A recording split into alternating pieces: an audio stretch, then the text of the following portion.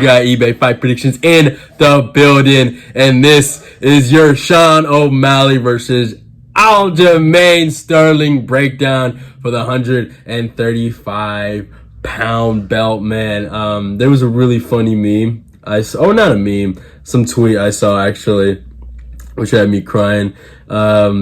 I kind of want to pull it up right now. I'll see if I can find it for sure. But it was really fucking funny, man. It's like by Magic, my guy Magic MMA, man.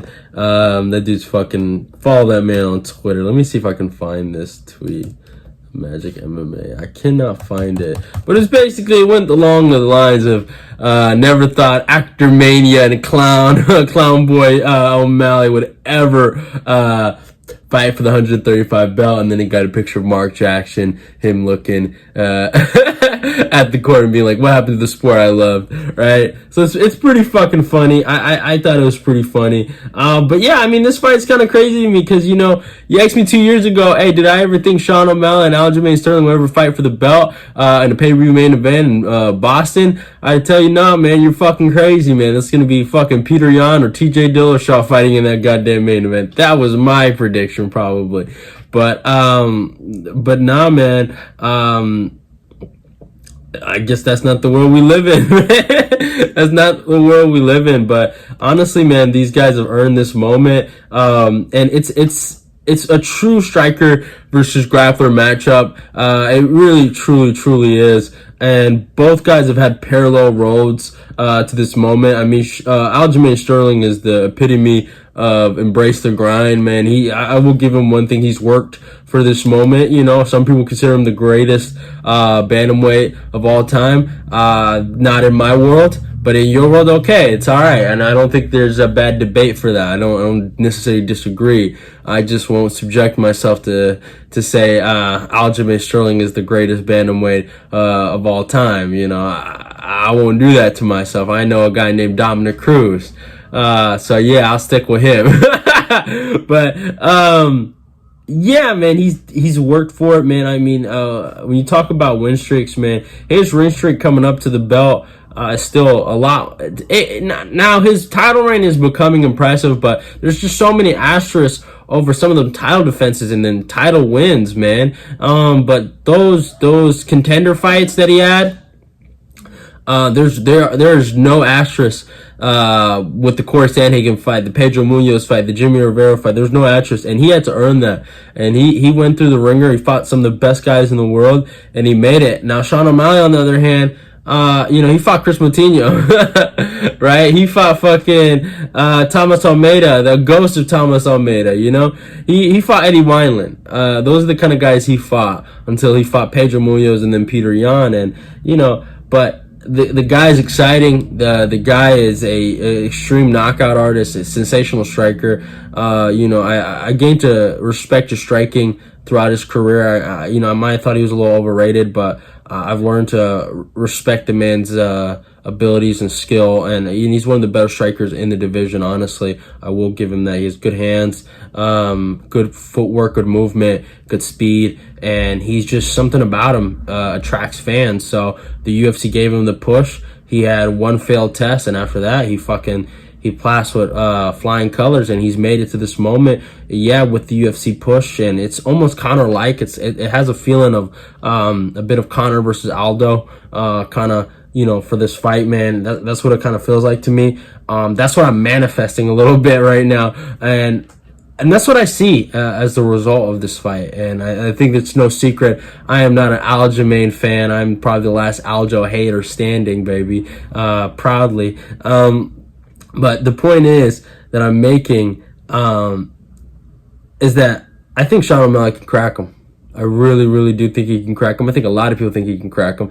The only thing is, do they think he can get there? And I think he gets there very quickly, and he puts on a super masterclass, and he ends Aljamain Sterling. I really, truly believe that. And I think, I believe in championship fatigue. That's another thing I believe in. I think injuries are starting to lead up. He's admitted he has some injuries going into this fight. Mr. Sean O'Malley is very well rested. He's been waiting, he's been studying, he's been doing his homework. I know he's not a stupid dummy. And I think he knows that a moment like this is something that you have to be ready for, that you have to be calculated for, something you have to prepare for. And yeah, Aljamain Sterling's gotten some great work with Henry Cejudo, with their fight, and obviously stuff like that. But I think the guy that's waiting in the crowd, staring at you, is a lot more dangerous than the guy that's just competed, that's a little wounded. The guy that's in the bushes, with the binoculars looking at his prey is a lot more dangerous than the wounded animal. I'm just saying. So yeah, those are the kind of aspects I look at this matchup. But besides that, Aljamain Sterling is a legitimate champion. That's a sad reality I have to face. And yeah, man, he is a great fighter. So that's what makes this fight super compelling for even the eBay Fight Prediction Nation right here. Because I got a lot of Aljo fans. I don't know where they came from. I don't know where my Peter Yan fans are at. I don't know where my Aljo haters are at. But I got a lot of Aljo fans that watch this channel. That's what I've noticed, right? And it is what it is. But the thing is, though, what makes this fight super interesting is that I've risen the stakes. I truly believe I'm the last Aljo hater standing, so I'm putting it all on the line right here. It's either Pack Watch video coming out on Monday or Tuesday, or it's going to be the first ever apology video that eBay Fight Predictions does for a fighter. This was highly requested after the Henry Cejudo fight, but we all know that was a robbery, and I truly believe this fight ends in a finish. Either Aljamain Sterling chokes out Sean O'Malley and submits him, or Sean O'Malley knocks this man out. That's how it's gonna go. Either way, right? It's gonna end by finish. I truly believe that. And I'm gonna go with the side of good, and sadly the side of good is Sean O'Malley, and that's what I truly believe. But before we even talk about the prediction, before we even talk about the so-called apology videos coming out, considered by so many that I'm going to make an apology video, I'd be very humble, and I'd settle your horses, because you never know. Pack Watch is around the motherfucking corner, baby. All right, you never know. Your guy is not unbeatable. But before we talk about that, this is a film study breakdown. I forgot to bring that up in the first part of the video, the first few minutes of the video, actually. This is a film study breakdown, easy film study breakdown. I did a 3-fight film study breakdown on these guys, and how I usually do my 3-fight film study breakdowns for each fighter is I look at 3 fights, obviously, 3-fight film study breakdown, it's in the name, and I look at 2 fights that they had, right, where they had common opponents to their opponent, right? Very similar in build, length, and style, right? And did they do well against them, and did they do bad against them? Most of the time, they had one opponent that was similar, for instance, to Sean O'Malley, for Aljamain Sterling, where he did well against, and then he had another similar opponent that he did bad against. And I think vice versa goes for Sean O'Malley. And I did the same thing for Sean. And then obviously their last fight that I watched was their most recent fight, because I feel like you're just as good as your most recent fight. That's usually the biggest phrase that every fighter uses, and it's pretty true. So yeah. But before we talk about that, let's talk about the tail of the tape, baby. Aljamain Sterling comes with an impressive record of 23-3. He's obviously the champion. He's fighting out of New York, age 34, a height of 5'7", and a reach of 71. Sean O'Malley comes with a record of 16-1. Is fighting out of Arizona, age of 28, a height of 5'11", and reach of 72. So some interesting things here. Obviously, Aljamain Sterling is 34 years old. The man said on the Joe Rogan podcast that he was thinking about retiring at 32. I'm gonna see if I can find that clip. I'm gonna see if I can really find that clip to show you guys, but I'm positive he said that. So just put that into perspective. But yeah, he did say that. But yeah. But before anything though, Sean O'Malley, obviously, he's 28, so he's a lot younger than Aljamain Sterling. He's in his prime, or he's going into his prime, and Aljamain Sterling's still in his prime, though. I will admit that. I'm not going to come with he's out of his prime. No, he's still in his prime, but obviously he's right near the end of it. He's at the closing door, and again, man, it's a little different for bantamweights, they age a little different. They age a little faster because that division is just so skill based, and you just got to be so good, and you have to be good everywhere, and you just can't be old. You just can't be old in that division. It's a young man's sport when it comes to that division, and obviously the height of Sean O'Malley is going to be an issue, for Aljo to find that chin, to hit him. He's going to have to hit up instead of hit down, or hit at, eye level, basically. And then obviously the reach, it's not that big of a deal for Aljo. Aljo's a pretty long fighter. Sean's going to have a bit of a reach advantage, but I think it's been a long time since Aljo's fought someone with a reach advantage. I mean, he fought Cejudo. He had a big reach advantage over him. He fought TJ, had a big reach advantage over him. I think he had a reach advantage over TJ. Peter Yan, same thing. Corey Sandhagen, I think him and Corey might have had the same reach. But it's been a minute, man, and we're gonna see how well he does against O'Malley in range, and especially close quarters in the pocket. How Aljo can take those punches to the face, and we'll see how well he does. But obviously, let's get to the film study, baby, and let's talk about Mr. Aljamain Sterling, man. One of my favorite fights of Aljamain Sterling's career. Let's talk about the Marlon Moraes fight. Explosive striker that he fought early in his career. And I know a lot of people say, man, Aljo, he destroys all the strikers in the world. Well, Marlon Moraes has something else to say. This fight was just so beautiful, man. Marlon walked him down with a leading uppercut, rear hook combo, man. Gets him down. Then Aljo tries to pull guard kind of in this fight, and it just was such a weird fight for Aljo. He had no levels of success here. Goes for the armbar, but it's just so unsuccessful. Marlon gets up, and it's kind of, man, this is all she kind of wrote right here. Yeah, Marlon was trying to land a switch kick, but my God, did he land the greatest switch kick to that motherfucker's face. And the streets will never forget when Marlon Moraes sent Aljamain packing with the dab, baby. Had him dabbing unconscious, man. The streets will never forget.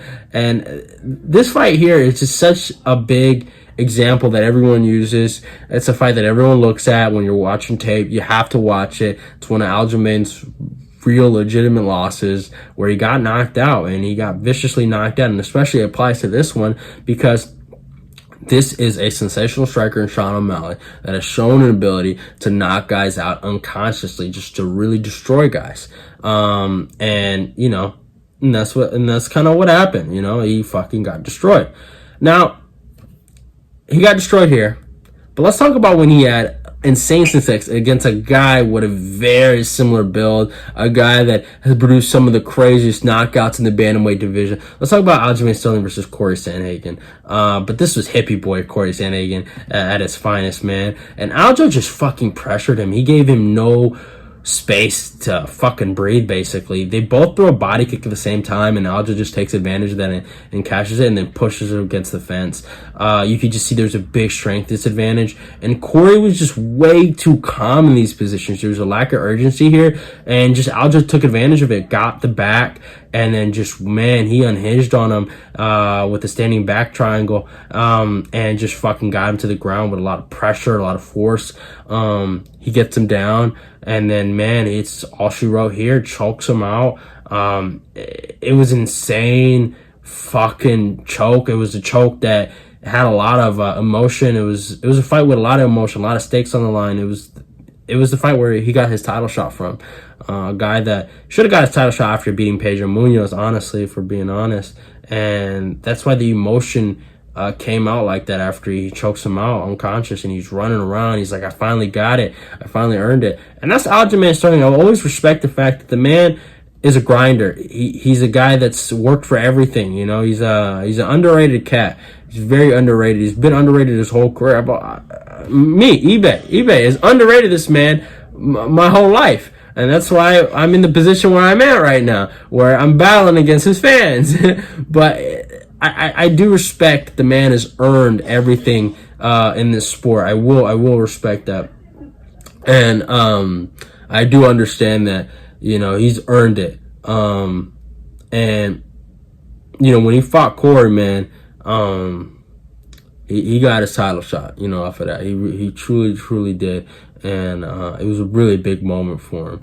But obviously we saw with the Mickey mentality, right? You know, the Peter Yan fight, actor mania. We saw that, man. Then the Peter Yan rematch, very, very close fight, man. You know, we all know what happened. Peter Yan fucking arguably out grappled him in the championship rounds. Whatever. And then he has the TJ Dillashaw fight, old man with no shoulder. Yeah, good job. And then obviously his last fight, my guy Henry Cejudo. They robbed my man out of his money. They robbed the bank. Highway robbery alert, baby. And that's my humble opinion on the fight. But it was a really, really good fucking fight, though. Really technical fight. And I thought Aljo, he showed some really good skills. But I knew the fight was going to be a high-level fight. If you go watch my breakdown, I never, ever accused Aljo of going out there and getting completely dominated here. That was never going to be my prediction. I just thought Henry was going to eventually break him down. And Henry got the takedown initially, got the big takedown here. And Aljo fought really well, man. He really did. His durability showed. And, you know, he had some good moments. He was able to get back up. But I thought Henry was still winning the first round, the first beginning of this round with some good striking exchanges. But I will give Aljo one thing.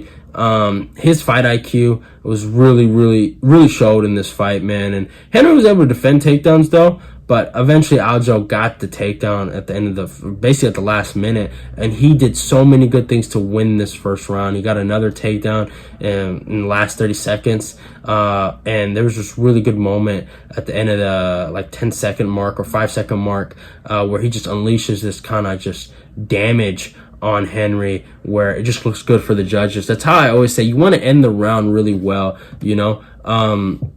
It's a very big thing for me. You look at the Cub Swanson fight against Hakeem Dawodu.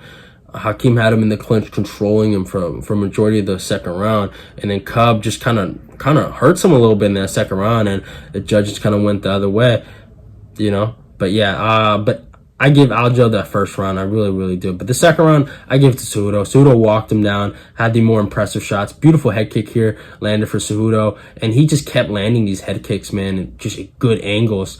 And yeah, they didn't really do anything to Aljo, and they didn't have a lot of force to him. But yeah, good leg kicks by Henry. The right hand was landing for Henry. I thought I was really impressed by that. Some good takedown defense shown by Henry.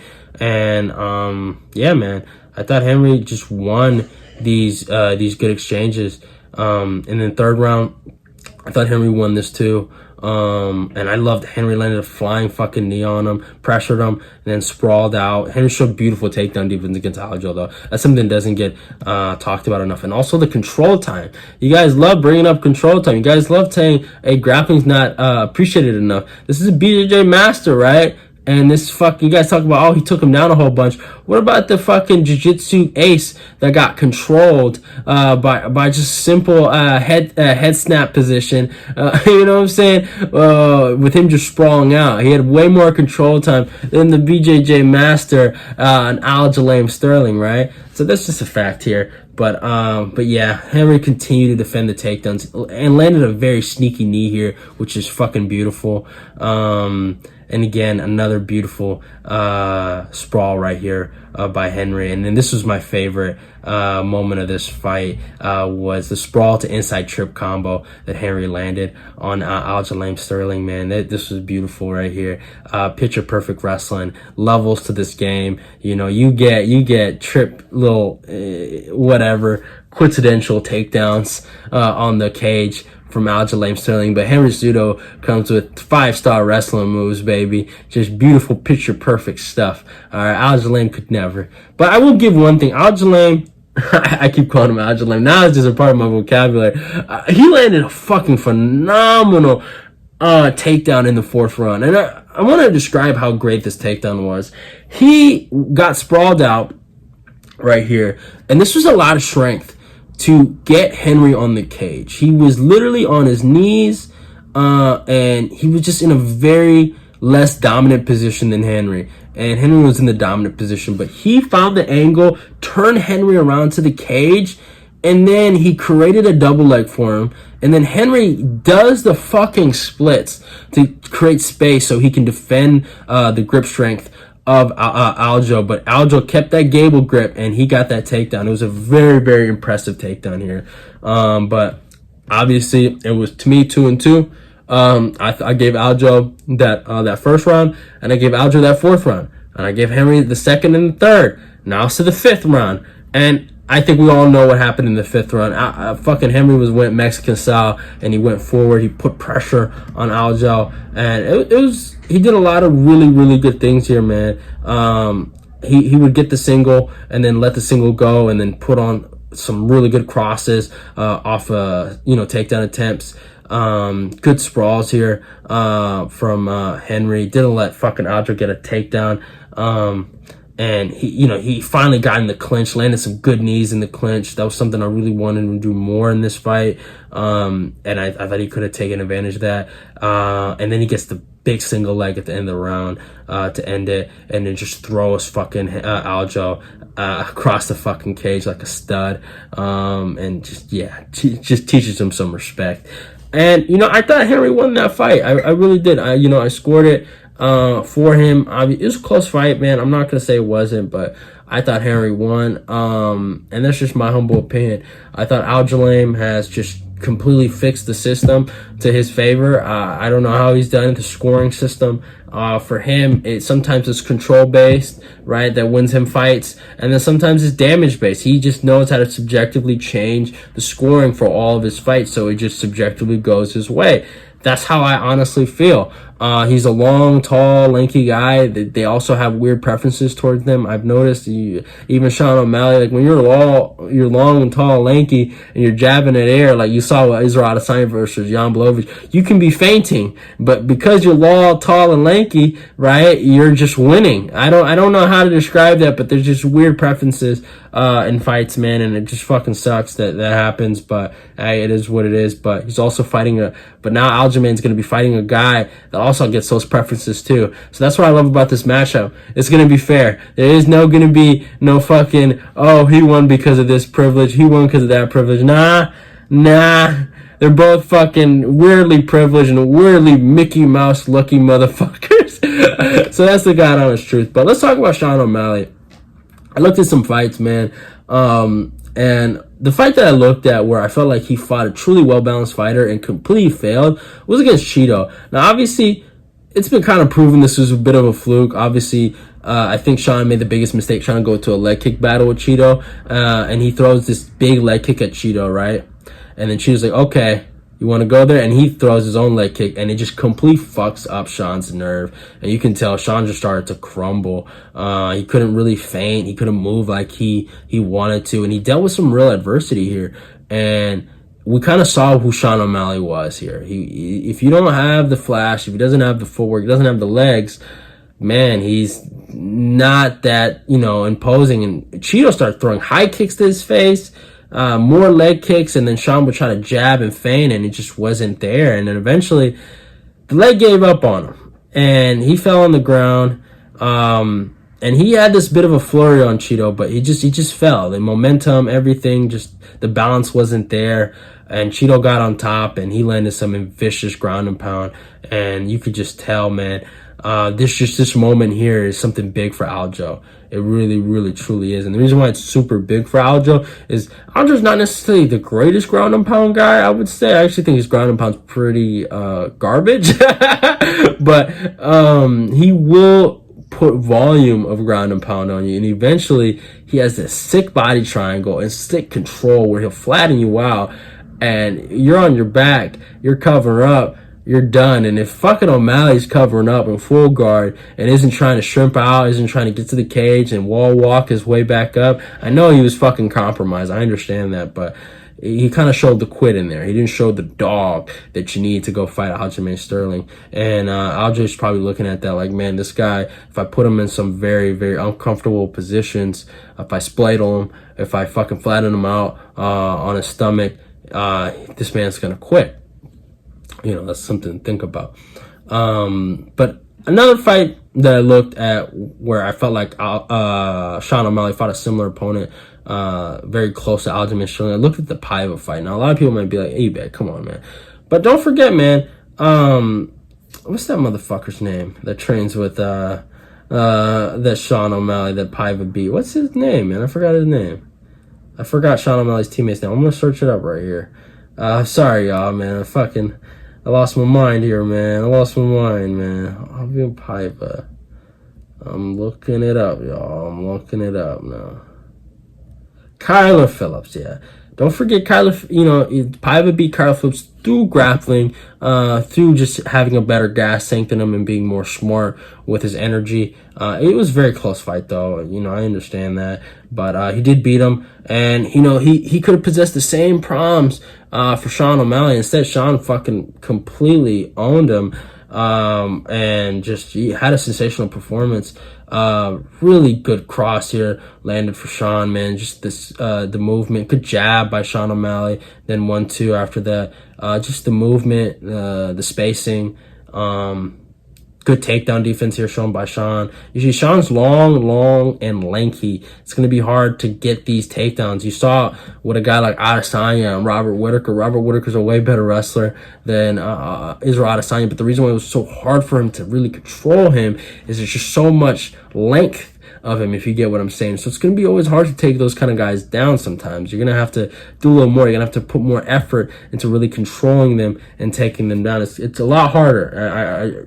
Trust me, y'all. Like a guy like John Jones or DC, right? And John's an incredible wrestler at that as well. That's why it was so hard for DC to take him down. But it's gonna be tough. It's gonna be very tough for Aljo. And then just it was beautiful what Sean did to really knock him out. Big right hand right here. Interruption, y'all. Just my phone was tripping. But yeah, talking about this finish here. Paiva goes for the takedown. He fucking shoots, but here's how Sean finishes him. He lands a lead hook to rear body hook combo, fades into it, throws the hook again, then throws the cross, then throws the hook, and completely destroys him and crumples him. It was such a beautiful combo that he landed against a decent, durable opponent. And it was a really awesome combo. Obviously, Paiva has his own issues. He's somewhat, chinny, small for the weight class. It is what it is. And Paiva did lose his next fight after that. So, obviously, Paiva isn't the greatest in the world. And neither is Marlon Chito Vera. But Sean is still a hard matchup. Sean is long, he's tall, he hits hard, and he is a guy that Aljo has not fought that style in a very long time, and I don't think Corey Sandhagen hits as hard as Sean O'Malley too, so that's something also to think about. But yeah, and then obviously Sean fought Peter Yan, and this was a very close fight in my humble opinion. When I watched it live, I did score it for Yan, and when I rewatch it, I can see someone scoring it for O'Malley. I get that, but I thought Yan did a lot of good stuff. Landed a really good body kick here, but then got hit with a good 1-1-2 by O'Malley. It was a really good competitive fight. Peter Yan looked for the takedowns a lot in this fight, and I thought O'Malley did partially a good job of defending some of them. You can see right here, he did a really good job, especially against the cage, against Yan and defending some of these takedowns. And eventually Yan got the big double leg here. And I think a big part of some of the takedowns and the takedown success of Yan was, I don't think O'Malley saw this coming from Yan. I really truly believe that. I think he knows that Aljo's going to try to shoot. I don't know what it is about Aljo, but I think he thinks Aljo's going to shoot. But yeah, Sean lands a really good 1-2 after escaping the big double leg that Yan landed. And he just was landing these really good shots, just flowing with the striking, and he was landing a lot of output on Peter Yan here. And then, fucking O'Malley shoots for his own takedowns and gets the fucking takedown, man, which is hilarious. But Peter Yan did a really great job of landing these body kicks, something that Aljo can kind of take from, I think. But then just this crazy part of this round, fucking O'Malley sparks, kind of lands a crazy cross on Yan, kind of drops him a little bit. But then Yan's like, all right, motherfucker. You want to throw crazy? I can throw crazy. And then he fucking cripples O'Malley, takes him down, with a beautiful shot, tries to break him, then has him against the fence, looking for more takedowns here, but fucking O'Malley just defends perfectly. Beautiful trip takedown from Jan. I thought that was fucking beautiful. That's like, I don't know if it's a Tiger Muay Thai thing. I've seen Volkanovski do it before too, which is really dope. And just O'Malley would land this beautiful 1-2, man. Beautiful straight shots, beautiful timing. And just Jan was just so good at using this oblique kick to set up his body kick. That's what I loved. And I could just tell O'Malley was just hurt by that. And I don't think Aljo's a body kick specialist, but something he can look at. And I thought Peter Yan did a really good job of setting up his strikes for his takedowns here. You got a takedown here, another double leg. But the problem was he's not a wrestler. At heart, he's just not a wrestler. He's more of a striker. And then you could see that's why Sean was defending some of these takedowns late. And it just became a big problem for Yan. You know, he couldn't get some of these big takedowns that he was attempting, and fucking Sean made him pay with a beautiful knee, hurt him, and then just beat him up against the fence. 1-2, fucking beautiful knee again, lands on him. Then 3-2, and he just walks Peter Yan down, has him bloody. There's a really good combo here where just Yan lands these check hooks after Sean throws these 1-2s. Watch, he goes for the 1-2 here. Boom, boom, check hook, bomb. Got him clean there. Just, you know, some simple, you know, catch and shoot combos. Good high kick from O'Malley, and then fucking Yan goes for the takedown there really late. And, you know, eventually they did give it to O'Malley in the decision. I disagreed at first, but watching it again, I can kind of see why they went that direction. And obviously, Yan is a guy that has given Aljamain a lot of tough fights. Whatever you want to say about my boy Peter Yan, now you can say whatever, but that's Merab's son. All right, that will never be Aljo's son. All right, I can accept that Merab owns Yan. I can accept that. But not Aljamain. Actor mania, whatever you want to call him, Sterling, Owen, and Yan is not a reality that I live in. All right, now let's be real. But my main point is that, man, he gave Yan a pretty tough fight, and Yan gave Aljo a tough fight. And I think, Sean, no matter what you feel this fight goes to, I think this is a lot tougher for both guys, because stylistically, you got a tall, long, lanky guy. Yeah, he doesn't have the resume you have, but he's a well-rested motherfucker, while you're in these high-level, championship-level caliber fights, which, if you actually know about Aljamain, he wasn't always in a lot of 5-round fights. All right, so he just recently got into 5-round fights.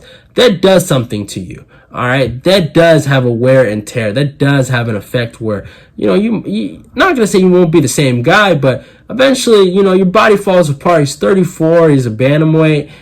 The weight cuts, I know, suck for him, and eventually that's gonna wear on him. Now, can he make that last push and just give Sean O'Malley a masterclass in grappling and just choke him the fuck out? I do think that's possible, but I do think there's more tape on Aljamain Sterling out there for Sean O'Malley to study than there is for Aljo to study on Sean. It's the Dominic Reyes effect with John Jones, right? He had so much tape to study. He had such a great fight camp for John Jones. That's why he performed so great, because he knew what John Jones was going to do. I think Sean O'Malley knows. I think Tim Welch is doing the studying that he needs to do, and I think they know what they're going to expect out of Aljamain Sterling. They know he does a lot of funky stuff. He switches stances a lot.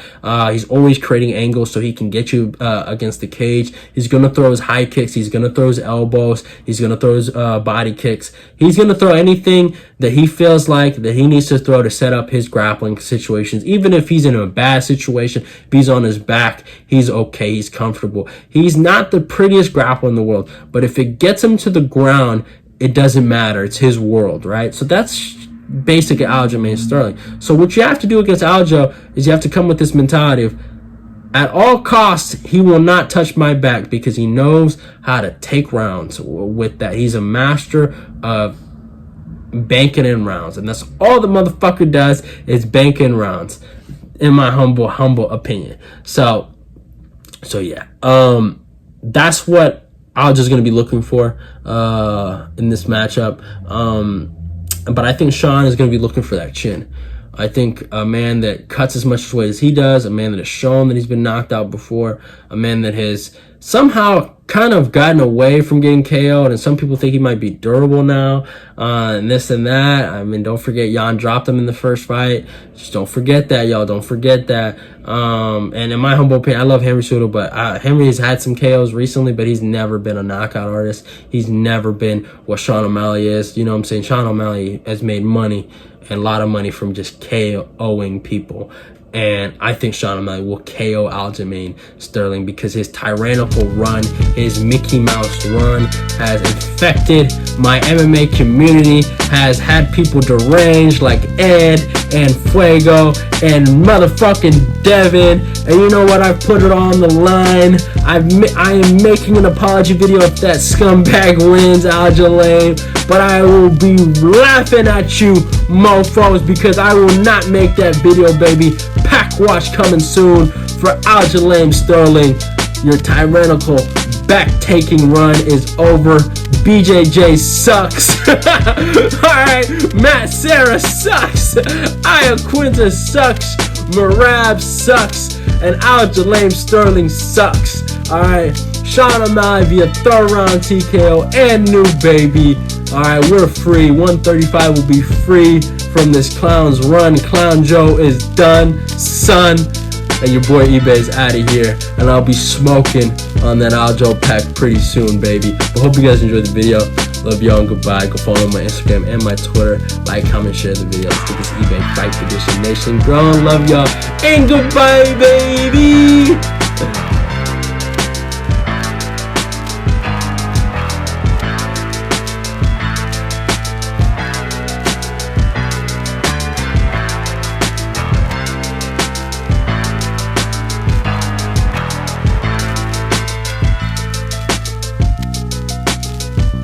Right, yeah, Okay. my time is right. Official prediction, last thing.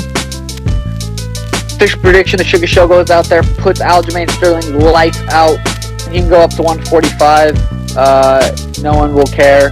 I do think this will be one of Aljo's last big fights once I go out there and get the job done. Okay.